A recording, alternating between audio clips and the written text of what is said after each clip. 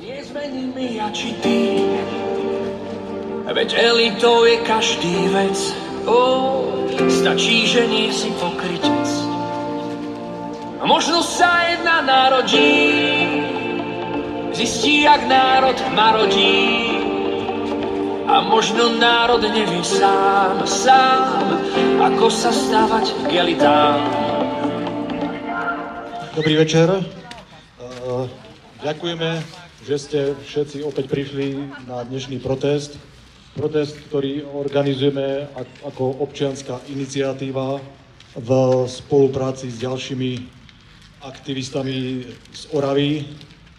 A chcem povedať, že nás organizujeme to ako občania bez podpory akejkoľvek priamej podpory politickej strany. Na úvod chceme zdôrazniť, že tu neprotestujeme proti demokraticky zvolenej vládnej koalícii. Protestujeme proti zrušeniu špeciálnej prokuratúry, znižovaniu trestných sadzieb, znižovaniu doby premlčania a znižovaniu finančných sankcií. No a tak, ako bola demokraticky zvolená táto vláda, tak tu aj my môžeme demokraticky a slobodne protestovať voči krokom vlády. Je to síce občiansky protest, ale to neznamená, že na ňom nemôžu vystupovať a dostať priestor aj politici či iní aktivisti, ktorí s jeho organizátormi zdieľajú rovnaký názor a hodnoty. Takže ak by chcel niekto vystúpiť s prejavom na niektorom z ďalších zhromaždení, nech sa na nás organizátorov dopredu obráti. A teraz mi dovolte privítať prvého rečníka, ktorým je občiansky aktivista a tiež spoluorganizátor a ešte aj krajský predseda strany demokratov Tono Piták.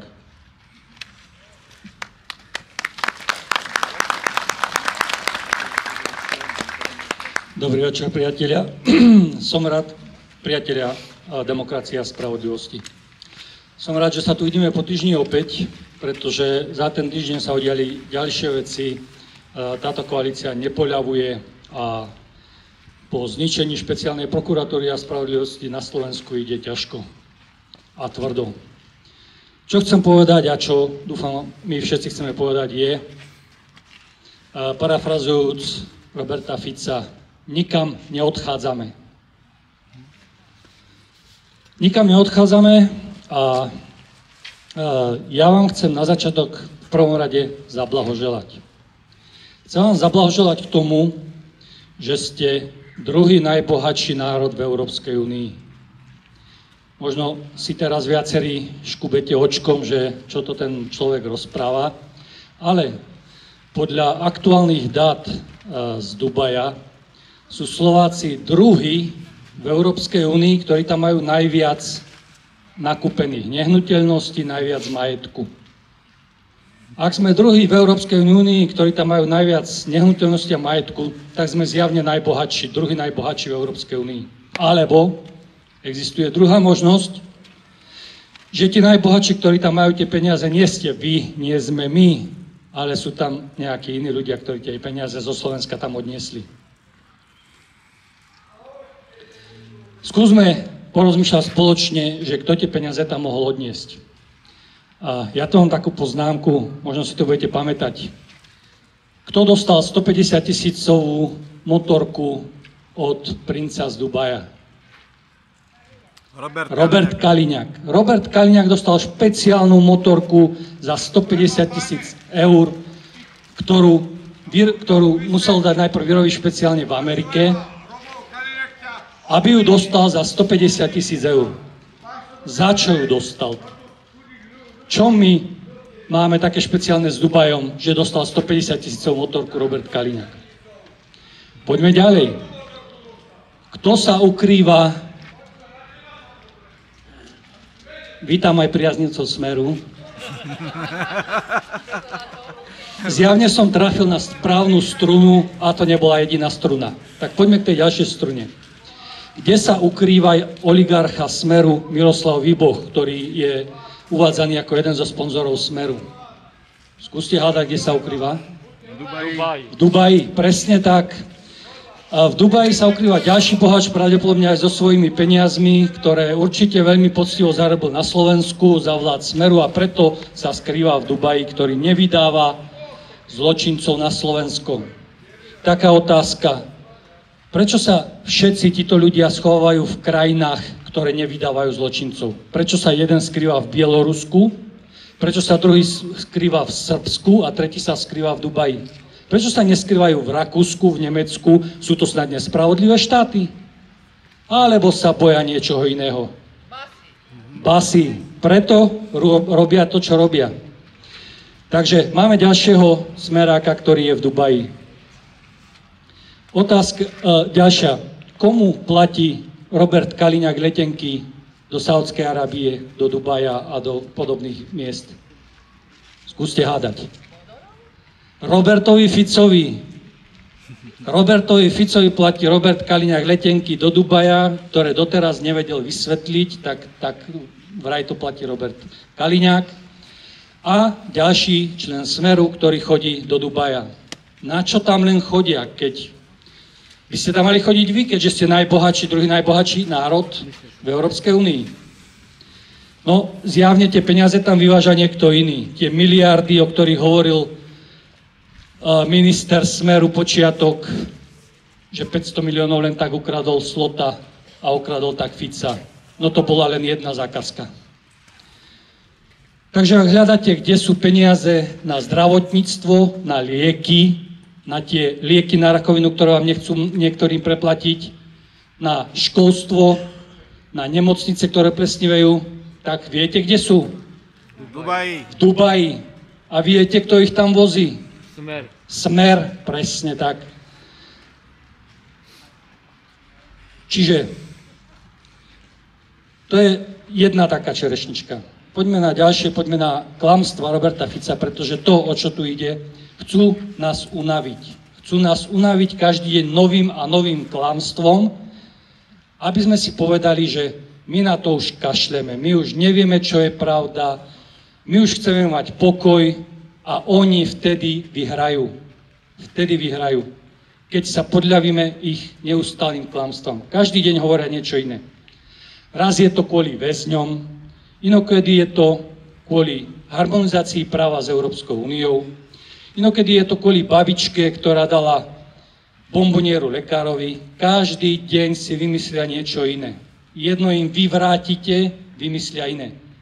Buďte si istí, že zajtra alebo pozajtra bude tlačovka Roberta Fica a Šutaja Eštoka, kde vám povedia 25. dôvod, prečo to musia zmeniť. Vtipné na tom je, že v 2017 roku bola zakladaná špeciálna Európska prokuratúra. Hádajte, kto podporil túto špeciálnu Európsku prokuratúru? Smer. Smer. Kto vládol v roku 2017? Smer. Robert Fico. Ešte vtedy nevládol ani Peter Pellegrini, ešte vládol Robert Fico. Europoslanci Smeru podporili vytvorenie špeciálnej Európskej prokuratúry, ktorá mala vyšetrovať zlodejstva a korupciu európskych eurofondov. Toto, čo rieši aj naša špeciálna prokuratúra. Tam ju schválili, tu ju chcú zrušiť, lebo v 2020 niekto otvoril šuflík so 61 nevyšetrenými kauzami a poslali ich na súd. Dovtedy podporovali aj Slovenskú špeciálnu prokuratúru, kde mali svojho človeka, aj Európsku špeciálnu prokuratúru. Takýto je dvojitý kilometr, ktorý nám tu Smer predvádza. A ukazuje nám, že nejde o to, že či tam je Lipšic alebo ktokoľvek iný. Ide o to, že vyšetrujú smerákov. Ďalej, hovoria, že to musia meniť kvôli väzňom. Ale čo vám nepovedia, že v našich väzniciach sedí mnoho ľudí, pretože ukradli 3-krát fľašku vína alebo nejakú horálku. Pretože áno, máme tu aj osady, kde sú chudobnejší ľudia, ktoré sa neriešia. A áno, napríklad takýto človek niekedy ukradne 3-krát horálku. A takíto ľudia, keďže my máme zákon 3-krát a dosť, končia v base. Neskončil tam dovtedy nikto, kto ukradol tú miliardu. Skončili tam takíto ľudia. A títo ľudia tam sú. A viete, čo tento nový zákon, ktorý oni prinášajú, zmení? Nič. Títo ľudia za malé krádeže, keď ich urobia 3-krát, tam budú sedieť ďalej. Tí, ktorí tam sedieť nebudú, budú tí, čo ukradnú miliardu. Tu sa pripravujú zákony, že vám sa oplatí ukradnúť 1 miliardu eur a keďže ste to urobili len raz, skončíte s podmienkou alebo zaplatíte naspäť 100 000 eur, ktoré vám zostali na slovenskom účte, lebo zvyšok je kde? V Dubaji. Toto je to, čo oni pripravujú, tá ich spravodlivosť. Títo ľudia zostanú naďalej v base. 3-krát a dosť, ukradli ste málo, ale 3-krát zostanete v base. Ukradli ste raz, ale veľa, pôjdete do Dubaja, pekne slnica.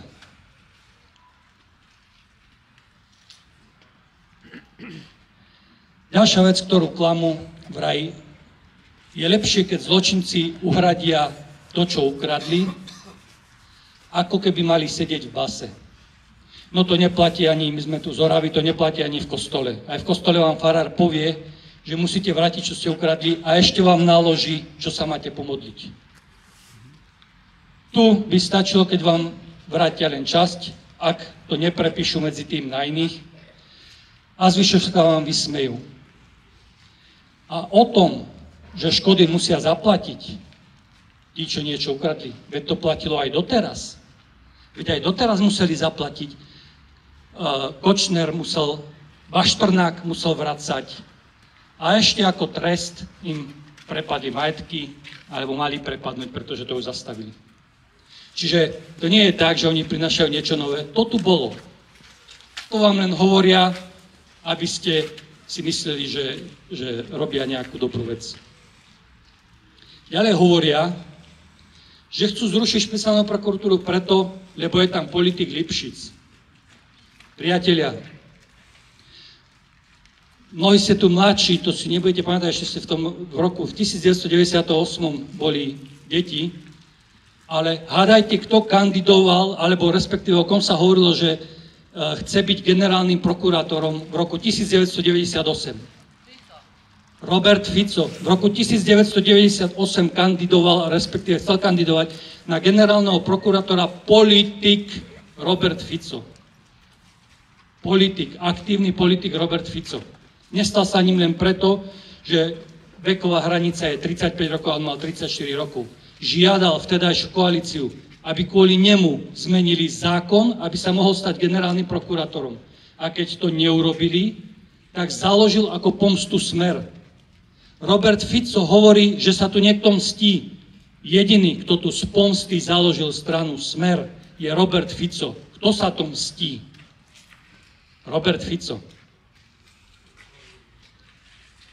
V roku 1990 bol generálnym prokurátorom v Československej federatívnej republike, hľadajte kto? Gašparovič. Ďalší aktívny politik Ivan Gašparovič, ktorý neskôr bol aj prezidentom a vyparatil to ešte o mnoho viacej, o čom si tiež povieme. Ale Ivan Gašparovič bol generálnym prokurátorom a po 2 rokoch bol odvolaný. Viete, prečo bol Ivan Gašparovič, ktorý sa vyjadril, že tam, keď ho nikto nenahrával, alebo myslel si, že ho nikto nenahrával, tak sa vyjadril, že on je akoby člen Smeru. Tak viete, prečo bol akoby člen Smeru odvolaný o 2 roky neskôr z funkcie generálneho prokurátora?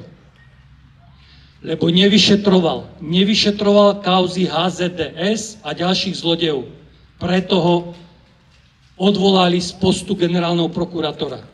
Je to zaujímavé. Všetci, čo sa myhnú okolo Smeru, nevyšetrujú kauzy a sú takto odvolaní, keď sa to podarí. Keď sa to nepodarí, žiaľ nie.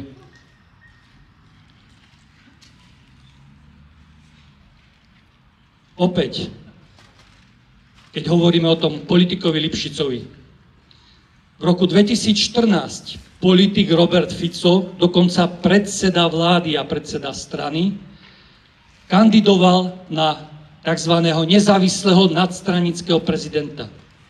Počujete ten vtip v tej vete, že politik, predseda strany kandidoval na nezávislého nadstranického prezidenta? Vtedy nevadilo, že politik chce byť prezidentom alebo generálnym prokurátorom a teraz vadí, že je politik, ktorý už nebol 3 roky vtedy v politike špeciálnym prokurátorom? Toto vám Robert Fico nepovie. V 2019 ten istý Robert Fico stále predseda strany Smer a cez Petra Pellegriniho predseda vlády kandidoval na funkciu sudcu Ústavného súdu. Ústavný súd je najvyššia inštancia spravodlivosti. Mali by tam byť nezávislí ľudia. Zabudnime na to, že tam Robert Fico predtým nanominoval ďalších 2 smerákov, Mamojku a nespomeniem na tú druhú pani Lašakovú. Mamojka sa sám vzdal miesta sudca Ústavného súdu, pretože ho prichytili jeho komunikáciu s Kočnerom. A Lašaková odišla sama, pretože jej hrozilo, že by skončila v base. A ak ten, koho prichytia, má nejakú funkciu, tak má vyššiu basu, než keď ju nemá, tak oni radšej odídu preč. Takže preto odišli. No a tento Robert Fico, predseda strany Smer a predseda vlády, politik, najvyšší politik, chcel byť nezávislým sudcom Ústavného súdu. Ale nielen nezávislým sudcom Ústavného súdu. On chcel byť predsedom Ústavného súdu. On chcel donútiť, aby ho rovno vymenovali za predsedu Ústavného súdu. Čo je nejaká špeciálna prokuratúra proti predsedovi Ústavného súdu? Čo nám to tu rozprávajú tí smeráci? Aká spravodlivosť? Ďalšia vec. Toto, čo tu robia, určite sa rozpamätáte. Toto nie je prvýkrát, že robia to, čo robia. V roku 2011 bol ústavne zvolený poslancami Jozef Čenteš za nového generálneho prokurátora. Pamätáte si, čo sa vtedy stalo? Gašparovič, áno, tento Gašparovič, o ktorom sme tu rozprávali 2 roky, blokoval vymenovanie Jozefa Čenteša za generálneho prokurátora, až sa nakoniec vrátil Fico a zvolil si svojho vlastného generálneho prokurátora. Čižnára, svojho spolužiaka si zvolil za generálneho prokurátora. A ako to skončilo? Skončilo to tak, že blokovanie Čenteša bolo vyhlásené za protiústavné. Ústavný súd to vyhlásil za protiústavné. Z vašich peňazí, z našich peňazí sme zaplatili 60 000 eur za toto. Ale na tom už nezáležalo. Bol tam spolužiak Robert Fica. Dáme mu 60 000, však to nejde z nášho vrecka. A už sa nevyšetruje. 61 kauz smerákov zavretých v šuplíku. A tak toto skončilo. Oni to nerobia prvýkrát, oni presne vedia, čo robia. Pretože ak aj toto, čo teraz robia, bude vyhlásené za protiústavné, tak opäť zaplatia nejakú pokutu z vašich peňazí, z našich peňazí a budú sa nám smiať do očí. Aká spravodlivosť? O akú spravodlivosť tu ide? O žiadnu. Pretože ti, čo ukradnú 3 vína, skončia v base, ale tí, čo ukradnú 1 miliardu, tí skončia na slobode. Taká je to spravodlivosť.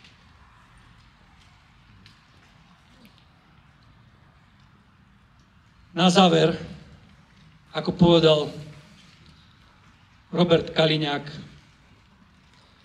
vo videu, ktoré bolo nedávno zverejnené, povedal tam, po voľbách všetko zrušíme. A ľudia si to ani nevšimnú a nebudú protestovať. A ja chcem povedať, my sme si to všimli, my sme tu, my nezabudneme a budeme protestovať. A keď bude treba, budeme tu aj.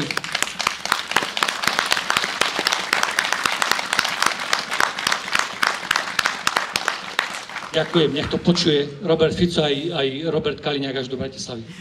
A budeme protestovať aj budúci štvrtok, aj ten ďalší. Neunavia nás ďalšími klamstvami, neunavia nás ďalšími tlačovkami. Vieme, o čom ide, chcú, aby nás unavili. A my im povedzme, neunavíte nás.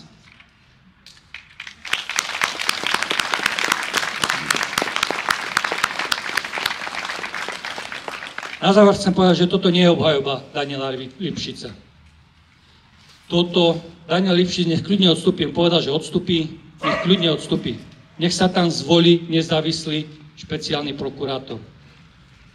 Toto je obhajoba spravodlivosti. Toto je obhajoba, aby v base končili tí, čo kradnú, a nie tí, čo trikrát ukradnú horálku alebo fľašu vína.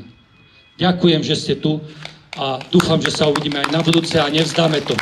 Ďakujem. Teraz nasleduje ďalší rečník, ktorý prečíta výzvu našej občianskej iniciatívy, ktorú sme vlastne zostavili spolu ako členovia iniciatívy, ktorá organizuje protesty tu v Námestove, v Trstene a v Dolnom Kubíne a ktorá dneska vyšla aj v novinách. A túto výzvu vám prečíta člen našej iniciatívy Stano Protuš.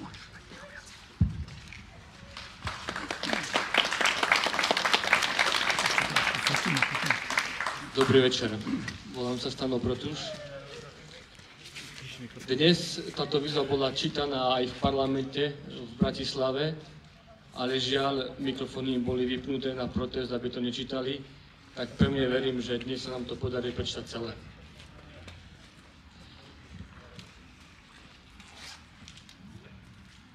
Prečo stojíme na námestiach?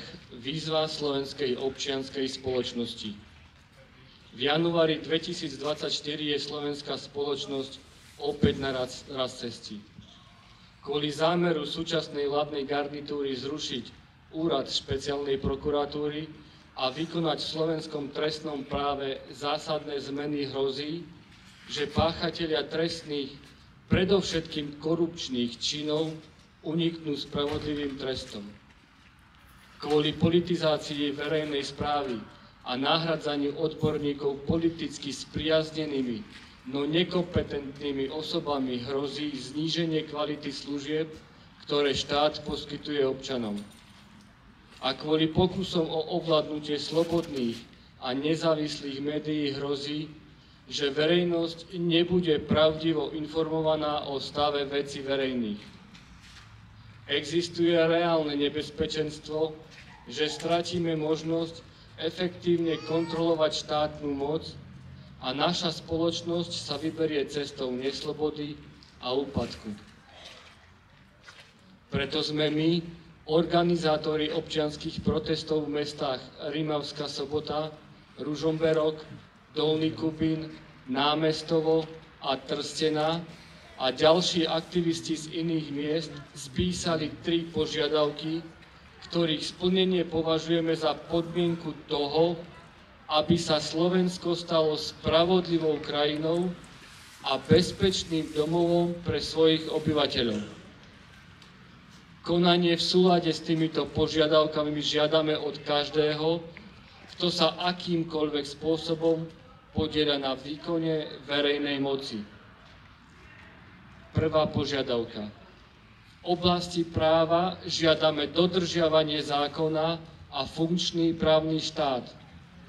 Pravidlá musia platiť pre každého rovnako. Bohatstvo alebo spoločenské postavenie nesmie nikomu poskytovať výhodu pred zákonom. Korupciu považujeme za rakovinu našej spoločnosti. Jej negatívne dôsledky pociťujeme všade v zdravotníctve, školstve, súdnictve aj ďalších oblastiach. Žiadame preto právny systém, ktorý umožní efektívne stíhanie a spravodlivé potrestanie páchateľov trestnej korupčnej činnosti. A predovšetkým nesúhlasíme s takými zmenami trestného práva, ktoré páchateľom tejto činnosti poskytnú beztrestnosť alebo im uľahčia jej páchanie. Druhá požiadavka. V oblasti verejnej správy žiadame odbornosť a transparentnosť. Odmietame udeľovanie verejných funkcií len na základe politickej spriaznenosti a bez ohľadu na odbornosť. Ako občania sme zdrojom všetkej moci v štáte a máme právo na kvalitný výkon verejnej správy. Máme preto tiež právo vedieť, ako sa obsadzujú dôležité verejné funkcie a ako sa robia rozhodnutia, ktoré ovplyvňujú naše životy. Tretia požiadavka. Vo verejnej diskusii žiadame objektívne informácie a hľadanie pravdy. Odmietame konšpirácie a klamstvá, ktoré otravujú našu spoločnosť, rozvracajú priateľstva a vzťahy v rodinách. Vďaka nim mnohí nedokážu odlíšiť dobre od zlého a pravdu od lži. Majú za následok stratu dôvery v demokratické inštitúcie a ohrozujú občianske práva a slobody, ktoré sme získali v novembri 89. My, autori tohto vyhlásenia, pochádzame zo všetkých sfér spoločnosti. Sú medzi nami konzervatívci, liberáli, hlboko veriaci a tiež osoby bez vyznania. Naše názory na mnohé otázky sa líšia. Sme ale presvedčení, že požiadavky v tomto vyhlásení sú univerzálne a mal by sa za ne postaviť každý, komu záleží na budúcnosti Slovenska.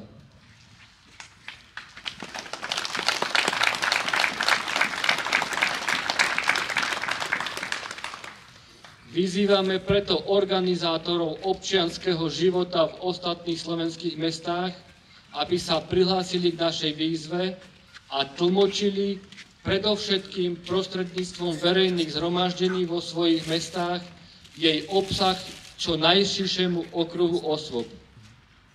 Ďakujeme každému, kto sa k nám pripojí a urobí niečo preto, aby sa Slovensko stalo lepšou krajinou.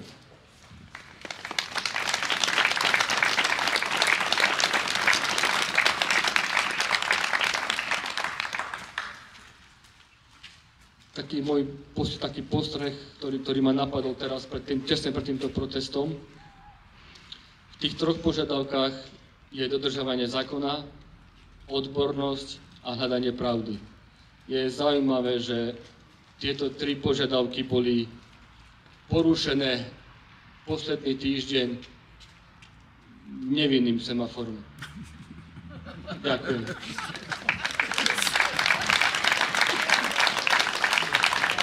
Ďakujem Stanovi za príhovor. Takisto ďakujem všetkým rečníkom, ktorí boli pred ním. A v neposlednom rade ďakujem v mene organizátorov vám všetkým, čo ste tu dneska prišli v takom hojnom počte na také malinké mesto, ako je Námestovo. A dúfam, že jak budeme pokračovať na budúci týždeň, čo vyzerá, že asi budeme, že sa tu opäť zase stretneme.